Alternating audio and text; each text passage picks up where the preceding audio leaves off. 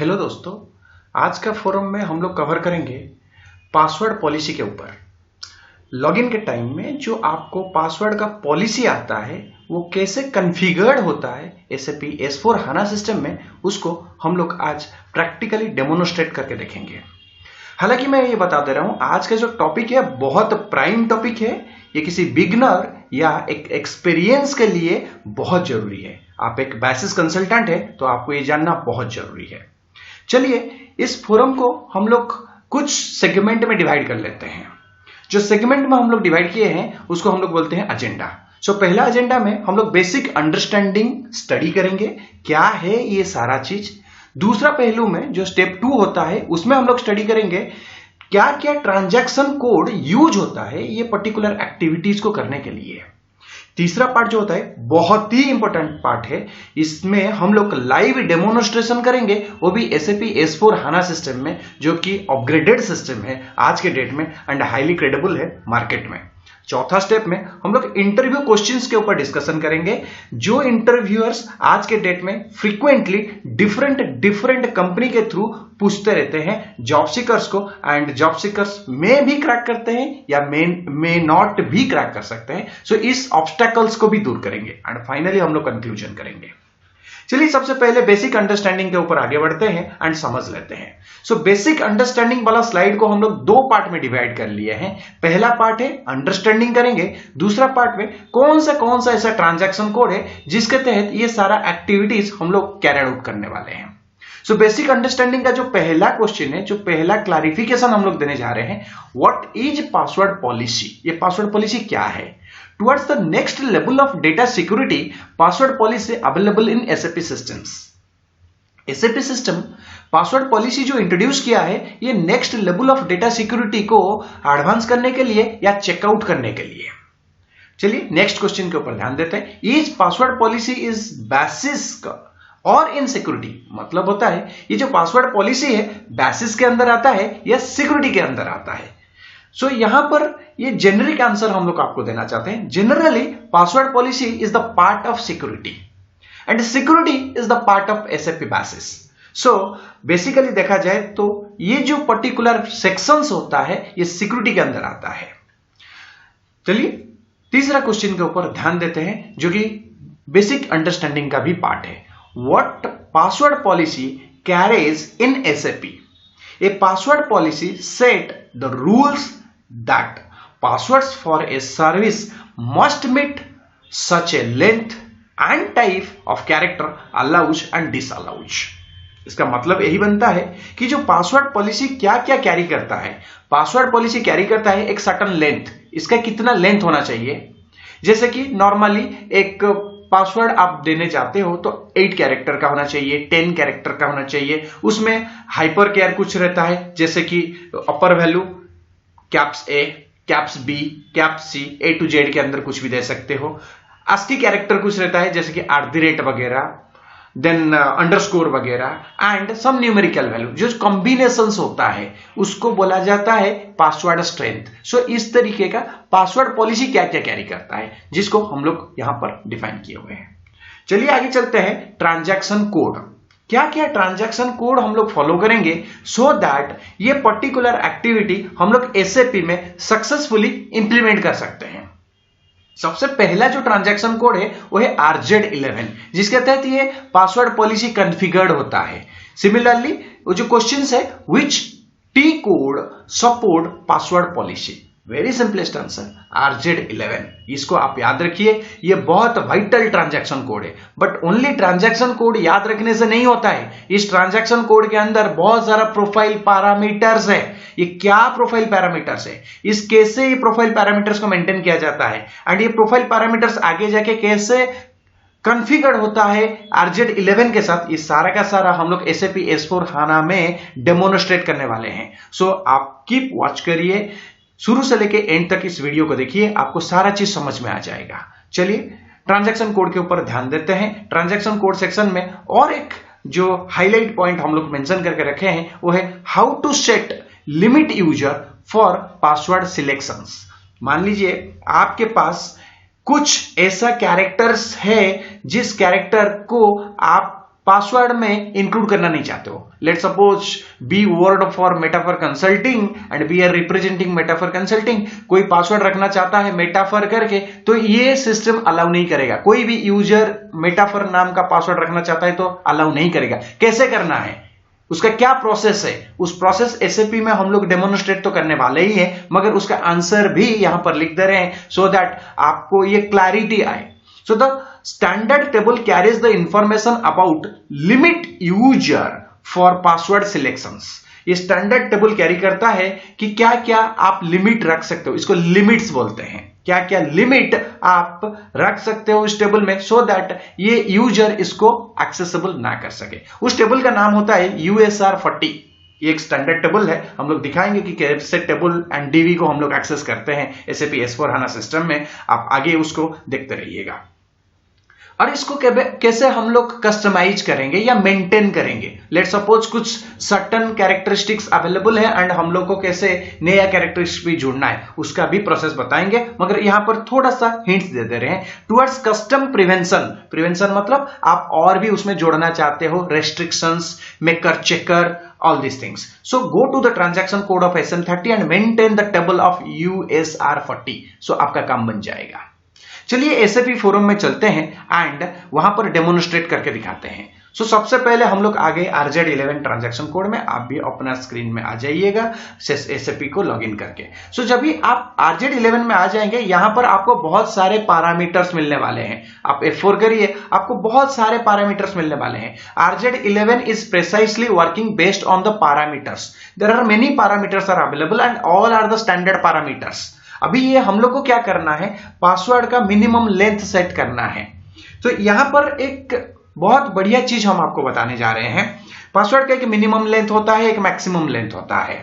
क्या minimum length है, क्या मैक्सिमम लेंथ है, यह भी एक इंटरव्यू क्वेश्चन है। हम लोग इंटरव्यू क्वेश्चन का सेक्शन में जब SAP का डेमोन्स्ट्रेशन हो जाएगा उसके बाद इंटरव्यू क्वेश्चन का सेक्शन आएगा जो कि frequently asking by the interviewers in the different companies, उसका भी हम लोग हाईलाइट करेंगे। चलिए आप देखते रहिए इसको।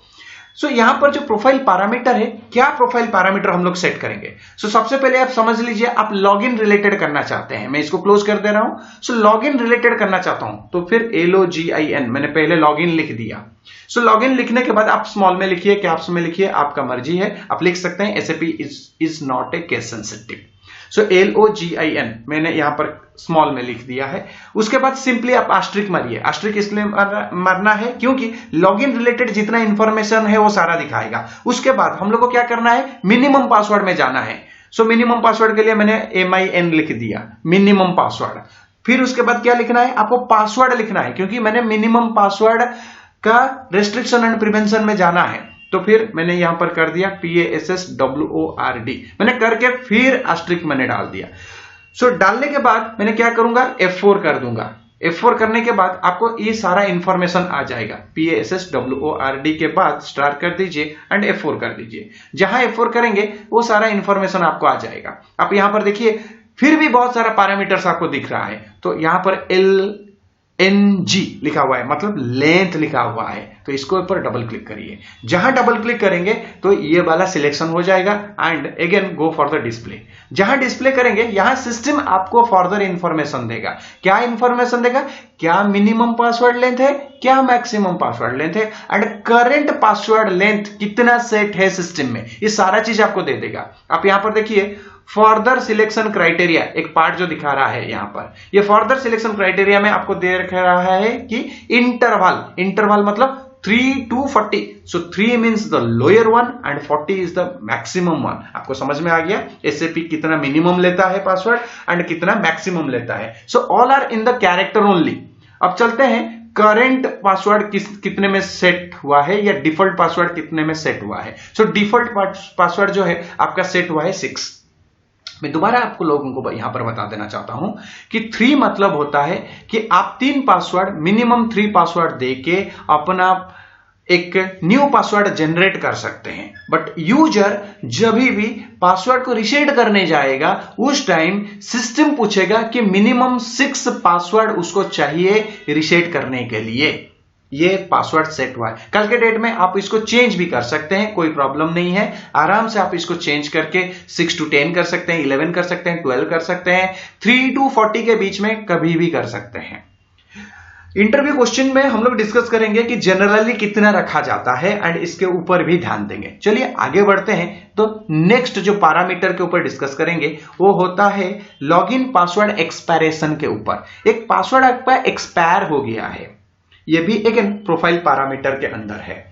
सो इसमें करना क्या है कि एक पासवर्ड मान लो आपका एक्सपायरेशन हो गया है, तो ये इंटीमेशन कैसे सिस्टम बताता है, automatically how the system can understand that yes, this user password has been expired in 20 days of the period or 30 days of the period and system is asking for the new password। इसका setting, इसका जो configurations कहां पर होता है, again ये same transaction code के through होता है RZ11 के थ्रू, बट इसका जो प्रोफाइल पैरामीटर है ये अलग है। फिर मैं सेम प्रोसेस आपको बताऊंगा।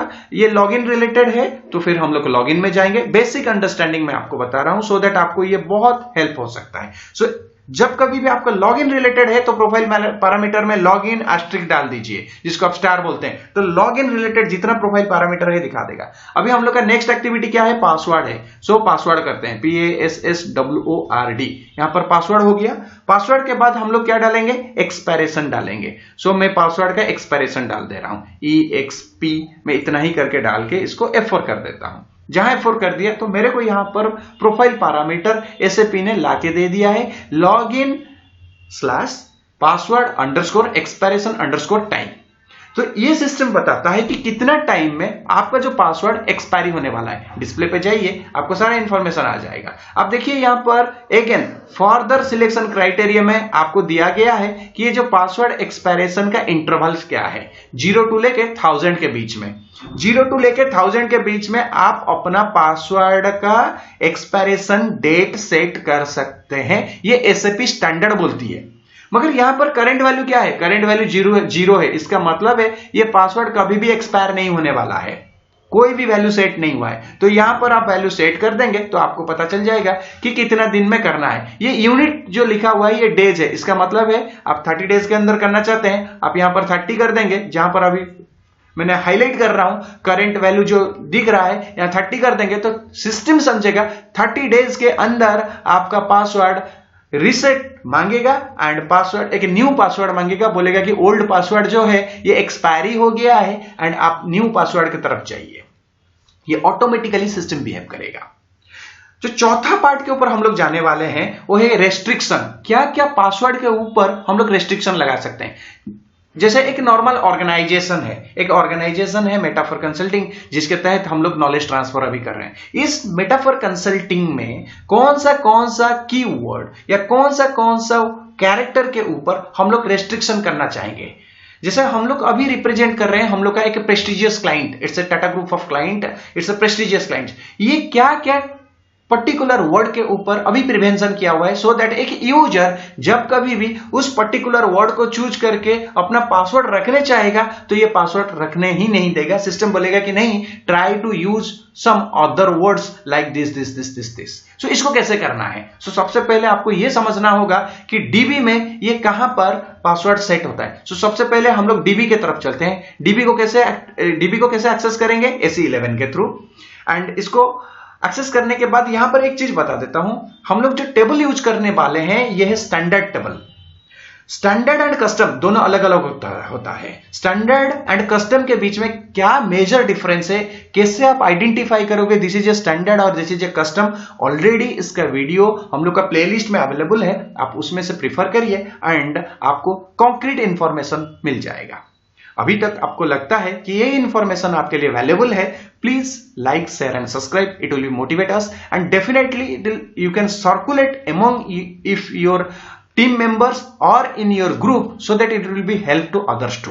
चलिए आगे बढ़ते हैं। सो यहां पर जो हम लोग डीबी का नाम लेने वाले हैं या टेबल का नेम लेने वाले हैं USR40। ये USR40 को हम लोग क्या करते हैं, सबसे पहले डिस्प्ले करते हैं। डिस्प्ले करके सबसे पहले चेक करते हैं कि क्या क्या पासवर्ड का रेस्ट्रिक्शंस दिया गया है। तो यहां पर आप सिंपली एग्जीक्यूट कर दीजिए, आपको पता चल जाएगा कि इतना सारा पासवर्ड का आपका रेस्ट्रिक्शंस दिया गया है। स्टील के नाम पे आप कोई पासवर्ड नहीं रख सकते, टाटा के नाम पे कोई पासवर्ड नहीं रख सकते, टेस्ट के नाम पे कोई पासवर्ड नहीं रख सकते, ISWP के नाम पे कोई पासवर्ड नहीं रख सकते, पासवर्ड इटसेल्फ के नाम पे कोई पासवर्ड नहीं रख सकते। उसी तरह Tata Steel, test 1 2 3, TISCO, user ID, welcome, इस तरीके का कोई भी पासवर्ड आप नहीं रख सकते। चलिए, अब तो ये नहीं रख सकते हम लोगों को समझ में आया। कल के डेट में हम लोग और कुछ ऐड करना चाहते हैं, जैसे कि टेस्ट 1 2 3 लिखा हुआ है तो हम लोग एक ऐड करना चाहते हैं टेस्ट करके। सो ऑलरेडी यहां पर टेस्ट लिखा हुआ है, हम लोग और कुछ ऐड कर देंगे।